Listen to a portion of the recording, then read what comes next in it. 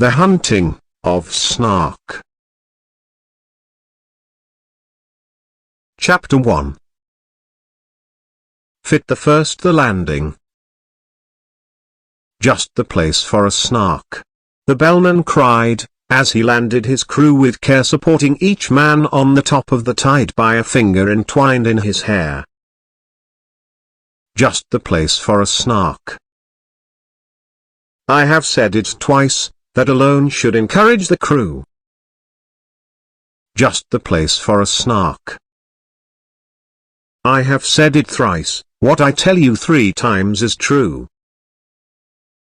The crew was complete. It included a bootser, a maker of bonnets and hoods, a barrister, brought to arrange their disputes, and a broker, to value their goods. A billiard marker, whose skill was immense, might perhaps have won more than his share, but a banker, engaged at enormous expense, had the whole of their cash in his care. There was also a beaver, that paced on the deck, or would sit making lace in the bow, and had often, the bellman said, saved them from wreck, though none of the sailors knew how. There was one who was famed for the number of things he forgot when he entered the ship: his umbrella, his watch, all his jewels and rings, and the clothes he had bought for the trip. He had 42 boxes, all carefully packed, with his name painted clearly on each, but, since he omitted to mention the fact, they were all left behind on the beach. The loss of his clothes hardly mattered, because he had 7 coats on when he came, with 3 pairs of boots, but the worst of it was, he had wholly forgotten his name. He would answer to "Hi," or to any loud cry, such as "Fry me," or "Fritter my wig." To what you may call or what was his name? But especially thingamajig. While, for those who preferred a more forcible word, he had different names from these, his intimate friends called him candlends, and his enemies toasted cheese. His form is ungainlier, his intellect smaller, so the bellman would often remark, but his courage is perfect. And that, after all, is the thing that one needs with a Snark. He would joke with hyenas, returning their stare with an impudent wag of the head, and he once went a walk, paw in paw, with a bear, just to keep up its spirits, he said. He came as a baker, but owned, when too late and it drove the poor bellman half mad, he could only bake bridie cake, for which, I may state, no materials were to be had. The last of the crew needs a special remark. Though he looked an incredible dunce, he had just one idea, but, that one being Snark, the good bellman engaged him at once. He came as a butcher, but gravely declared, when the ship had been sailing a week, he could only kill beavers. The bellman looked scared, and was almost too frightened to speak. But at length he explained, in a tremulous tone, there was only one beaver on board, and that was a tame one he had of his own, whose death would be deeply deplored. The beaver, who happened to hear the remark, protested, with tears in its eyes, that not even the rapture of hunting the Snark could atone for that dismal surprise. It strongly advised that the butcher should be conveyed in a separate ship, but the bellman declared that would never agree with the plans he had made for the trip. Navigation was always a difficult art, though with only one ship and one bell, and he feared he must really decline, for his part, undertaking another as well.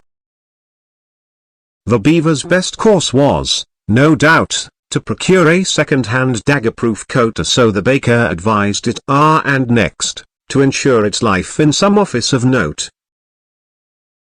This the banker suggested, and offered for hire, on moderate terms, or for sale, 2 excellent policies, one against fire, and one against damage from hail.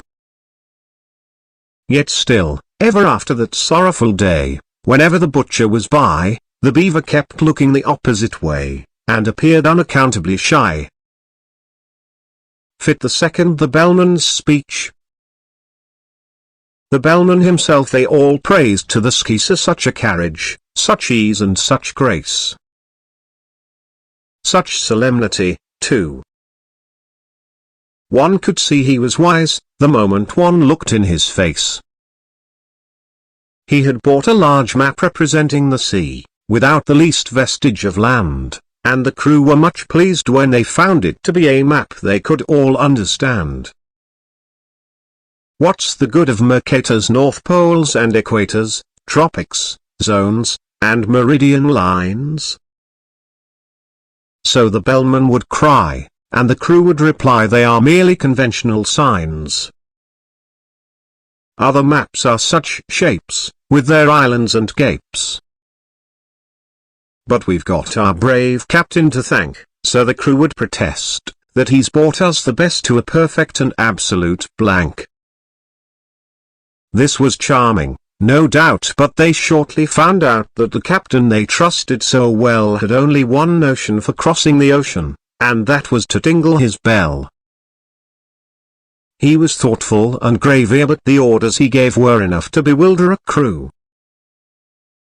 When he cried steer to starboard, but keep her heads larboard, what on earth was the helmsman to do?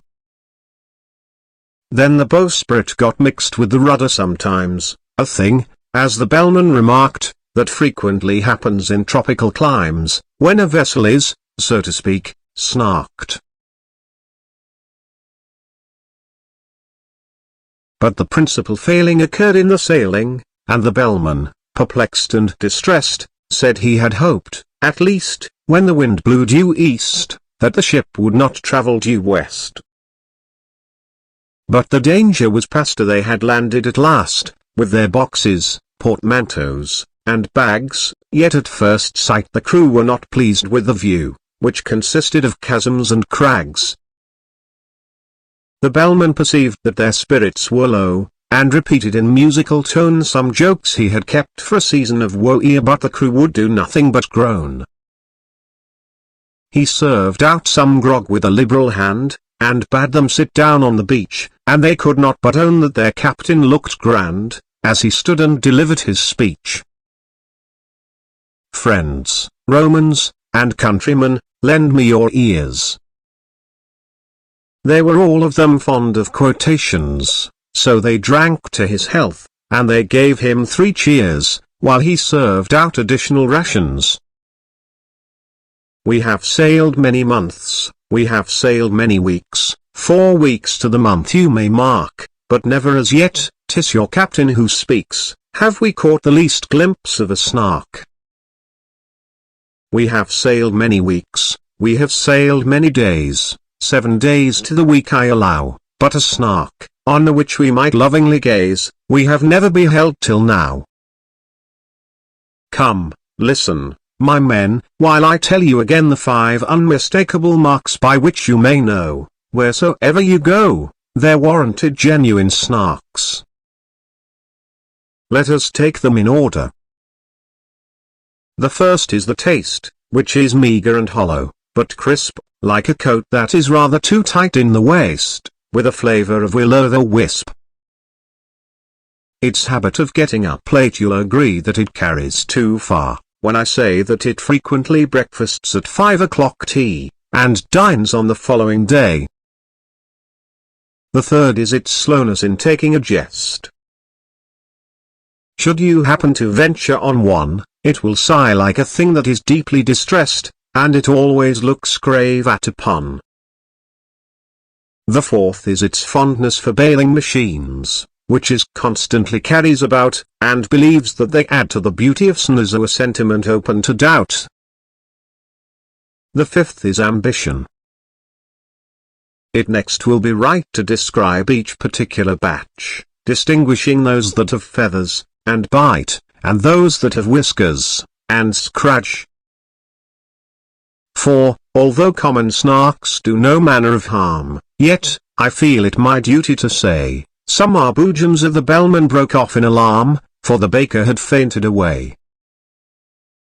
Fit the third, the baker's tale.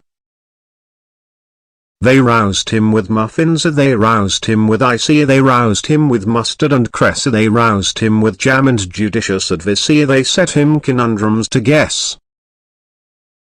When at length he sat up and was able to speak, his sad story he offered to tell, and the bellman cried silence. Not even a shriek. And excitedly tingled his bell. There was silence supreme. Not a shriek, not a scream, scarcely even a howl or a groan, as the man they called Ho told his story of woe in an antediluvian tone. My father and mother were honest, though poor. Oh, skip all that, cried the bellman in haste. If it once becomes dark, there's no chance of a Snark. Oh, we have hardly a minute to waste. I skip 40 years, said the baker, in tears, and proceed without further remark to the day when you took me aboard of your ship to help you in hunting the Snark. A dear uncle of mine, after whom I was named, remarked, when I bade him farewell, oh, skip your dear uncle. The bellman exclaimed, as he angrily tingled his bell. He remarked to me then, said that mildest of men, if your Snark be a Snark, that is right, fetch it home by all means, you may serve it with greens, and it's handy for striking a light. You may seek it with thimbles and seek it with care, you may hunt it with forks and hope, you may threaten its life with a railway share, you may charm it with smiles and soap. That's exactly the method, the bellman bold in a hasty parenthesis cried. That's exactly the way I have always been told that the capture of Snarks should be tried. But oh, beamish nephew, beware of the day, if your Snark be a boojum. For then you will softly and suddenly vanish away, and never be met with again. It is this that oppresses my soul, when I think of my uncle's last words, and my heart is like nothing so much as a bowl brimming over with quivering curds. It is these we have heard that before. The bellman indignantly said. And the baker replied, let me say it once more. It is this that I dread. I engage with the Snark every night after dark in a dreamy delirious fight, I serve it with greens in those shadowy scenes, and I use it for striking a light. But if ever I meet with a boojum, that day, in a moment, of this I am sure, I shall softly and suddenly vanish away, and the notion I cannot endure.